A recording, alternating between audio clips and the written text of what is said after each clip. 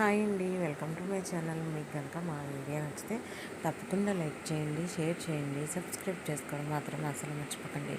ఇంకా రోహిణి అయితే తలనొప్పిగా ఉందని చెప్పడంతో ప్రభావతి అయితే తల మీద తడిగుడ్డ అయితే వేసి కొంతసేపు కళ్ళు మూసుకుని పడుకమ్మ తగ్గిపోతుంది అని చెప్పి వంటగదిలోకి అయితే వెళ్తుంది. ఇంకా వంటగదిలో మీనా సుశీలమ్మ అయితే వంట చేస్తూ ఉంటారు. ఈ లోపు అయితే రోహిణి వాళ్ళ అమ్మ అయితే అక్కడికి వస్తుంది.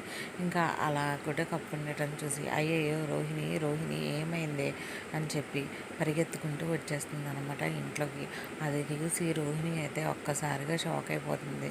ఇంక ఇంట్లో వాళ్ళు అందరూ అయితే అక్కడికైతే వచ్చేస్తారనమాట. ఇంకా వచ్చేసి అలానే చూస్తూ ఉంటారు. ఇంకా అప్పుడు సత్యం అయితే అంటూ ఉంటాడు, అసలు ఈవిడెందుకు ఇక్కడికి వచ్చింది అని చెప్పి సత్యం అయితే అంటాడు. ఇంకా వాళ్ళ అమ్మ అయితే రోహిణి వాళ్ళ అమ్మ ఏమీ మాట్లాడుతూ తడబడుతూ ఉంటుంది, ఏం మాట్లాడాలో చెప్పలేక. ఇంకోవైపు అయితే ప్రభావతి అసలు ఈవిడెందుకు రోహిణిని చూసి అంత కంగారు పడాలి అని చెప్పి అడుగుతూ ఉంటుంది. Thank you for watching. Please like, share and subscribe.